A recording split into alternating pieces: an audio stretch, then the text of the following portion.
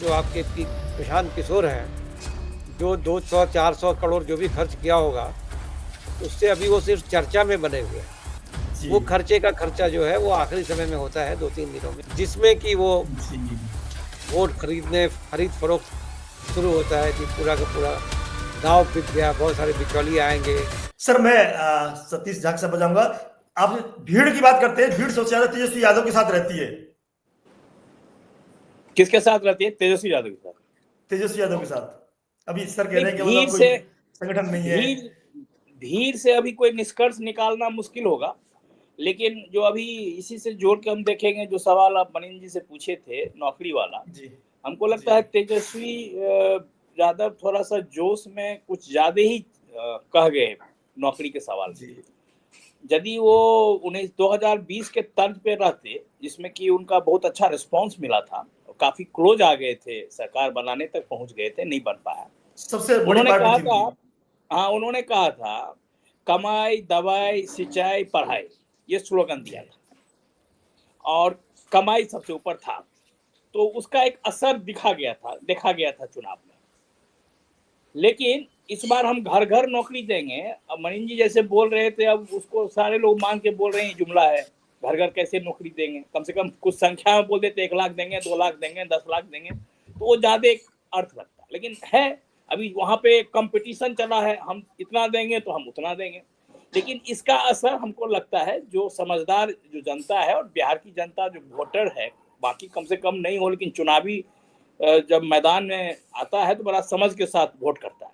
तो उसको लग गया है जो इसमें मोदी जी का जुमला कौन है, नीतीश कुमार का जुमला क्या है और तेजस्वी यादव का जुमला क्या है। तो एक तो हमको लगता है ये चीज है। जो भीड़ वाली सवाल है, तो भीड़ तो हमको लगता है मोबिलाइजेशन है, वो इलेक्शन के टाइम में डिपेंड करता है आपके लोग किस तरह से एक्टिव है मैदान में। तो आरजेडी का जैसे हमेशा कहा जाता है एमवाई कॉम्बिनेशन के कारण उसका जो जो शुरुआत ही होता है कम से कम 28-29% सपोर्ट बेस पे। तो वो तो है समाज के भीतर, उसको कोई इनकार नहीं कर सकता है। सरकार बनाने के लिए काफी नहीं है। सरकार बनाने के लिए जो उसको एड ऑन चाहिए सो नहीं मिल पा रहा है, कोशिश करने के बाद। सर अभी इन्होंने एक नया अपना अभियान चलाया है। एम भाई के साथ में उन्होंने भूमिहार समाज को अपने साथ जोड़ा है, बहुत सारे भूमिहार नेताओं को और कुशवाहा नेताओं को साथ में जोड़ा है। इसका क्या असर देखते हैं आप? नहीं, वो कई तरह की चीजें हो रही हैं। अब एक कास्ट है कुशवाहा, उस पे डोरा डाला गया है सब पार्टी से। पार्लियामेंट के इलेक्शन में भी हुआ, क्योंकि एक समय लव कुछ कॉम्बिनेशन में नीतीश कुमार साथ लोग देखता था। बाद में उपेंद्र कुशवाहा उसके नेता बने। उनकी संख्या है करीब, हम देख रहे थे शायद 3% या 2.8 के लगभग उनका वोट शेयर है। हाँ, लेकिन वो एक ऐसा वोट शेयर है जो लोगों को लगता है जो ट्रांसफर हो सकता है, तो उस पर डोरा डाला गया। अपर कास्ट में नॉर्मली माना जाता था जो राजपूत ऐसा कास्ट था जिसके साथ लालू यादव के बहुत सारे इंपॉर्टेंट लीडर्स थे, वहां आते थे, रघुवंश प्रताप सिंह, जगदानंद सिंह। तो लगता था जो वो एक कास्ट है जो उतना एंटी लालू नहीं है, तो इसीलिए उसको हमेशा मान के चला जाता था, उसके कुछ वोट हमको मिलेंगे। भूमिहार एक ऐसा सेक्शन है जो कि पिछले कुछ सालों से, जब से कांग्रेस का पतन हुआ है बिहार में, तब से वो एन ब्लॉक बीजेपी का सपोर्ट बेस हो गया है। तो उसको तोड़ने की कोशिश हो रही है, क्योंकि जब कहा जाता है ना जो बीजेपी का अपर कास्ट बेस जो है, तो उसमें मोस्टली ब्राह्मण्स, भूमिहार, कायस्थ, ये 3 को माना जाता है। राजपूत भी हैं, लेकिन उसका कुछ सेक्शन माना जाता था जो लालू को भी वोट मिलता है। तो उसी क्रम में ये टिकटों का वितरण हो रहा है। लेकिन हमको नहीं लगता इस टिकट के वितरण से कोई मेजर वोट शिफ्ट होगा भूमिहार का आरजेडी के पक्ष में। क्योंकि एक चीज तो है ना, जो लालू जी का जो छवि है वो आरजेडी को दोनों तरफ से है। उनकी छवि के कारण आपको एमवाई कॉम्बिनेशन भी बना हुआ मिलता है थाली पे, और दूसरी तरफ अभी हम तरह तरह का देख रहे हैं जो विरोधी जो स्लोगन मैदान में लेके देते हैं, यही दिखाने के लिए जंगल राज आएगा। अभी उनका एक स्लोगन लालू जी का किसी जमाने में हुआ था, तेल पिलावन, लाठी चलावन, बूथ डरावन, कुछ स्लोगन था।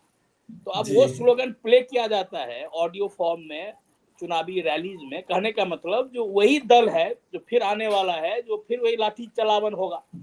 तो ये एक तरह से एक ऐसा क्राइसिस कंट्राडिक्शन है लालू जी के की छवि के कारण, जो नहीं रहने से आपका जो सोशल बेस है वो भी नहीं बचेगा, और लालू जी का यदि इमेज जैसे ही इन्वोक किया जाता है तो फिर वो जो उनकी कुछ और जो पक्ष है उनके राजनीति का वो सामने आ जाता है।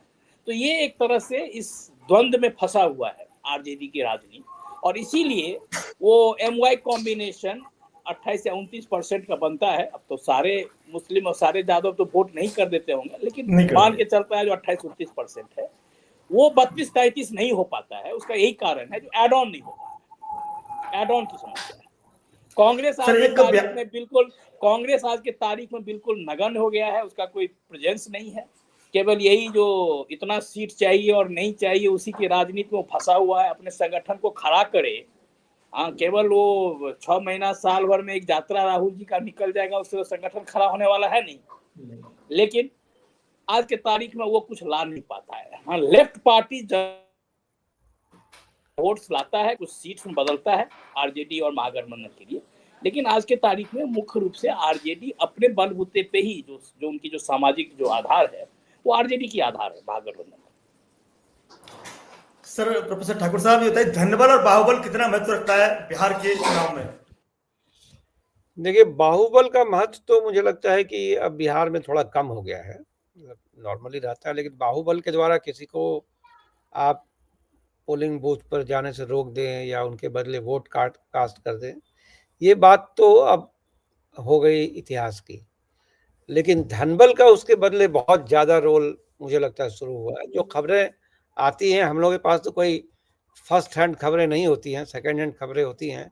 आप जैसे खबरिए लोगों से हम लोग जो सुनते हैं या जो आम लोगों से बातचीत करने में खबर मिलती है, वो ये मिलती है कि सारी पार्टियां जो हैं वो अभी टिकट देने के लिए पैसे लेती हैं।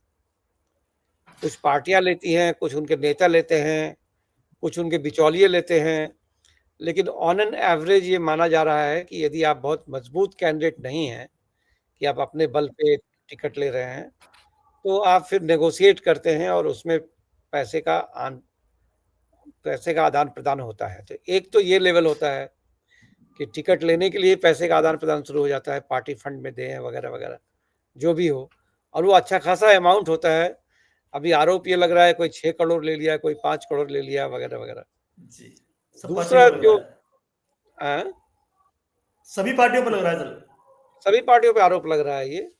दूसरी जो खबर है वो ये है कि चुनाव के दरमियान जो खर्च होता है और उसमें धनबल कितना उपयोगी होता है, उसके बारे में मेरा ये मानना है कि चुनाव 3 फेज में होता है। पहला फेज होता है चर्चा। तो चर्चा में बने रहने के लिए भी आपको बहुत खर्च करना पड़ता है। जैसे अब जो आपके प्रशांत किशोर हैं, जो 200-400 करोड़ जो भी खर्च किया होगा, उससे अभी वो सिर्फ चर्चा में बने हुए हैं। चर्चा में बने रहने के लिए इतना खर्च उन्होंने किया है। दूसरा फेज होता है चुनाव का पर्चा। जब आप जाते हैं, लोगों से मिलते हैं, बातचीत करते हैं, कितना आपका कार्यकर्ता है, तो उसमें भी एक खर्च होता है कि आप बार बार जा रहे हैं, गाड़ियाँ चाहिए, पेट्रोल चाहिए, लोग चाहिए। और अब तो कोई ऐसा कार्यकर्ता है नहीं कि बिना पैसा लिए काम करेगा, सबको पैसे चाहिए। तो वो है पर्चा का खर्चा। पर्चे का एक अलग खर्चा है, चर्चे का खर्चा अलग है, पर्चे का खर्चा अलग है। और एक और खर्चा है जो खर्चे का खर्चा है। वो खर्चे का खर्चा जो है वो आखिरी समय में होता है, 2-3 दिनों में, जिसमें कि वो वोट खरीद फरोख्त शुरू होता है कि पूरा का पूरा गांव बिक गया, बहुत सारे बिचौलिए आएंगे, मैं आपको 10,000 वोट दिलवा दूंगा, इनके पास 5,000 वोट है, इनको इतना पैसा दे दीजिए, जो भी उसमें तरह तरह की बातें होती हैं। तो कुल मिला के तो ऐसा लगता है कि जितना चुनाव आयोग डिक्लेयर करता है कि इतना खर्च आपका होना चाहिए, उससे कई गुना ज़्यादा खर्च इसमें होता है। तो इसलिए धनबल के बिना चुनाव लड़ना संभव नहीं है, जीतना तो पॉसिबल नहीं है।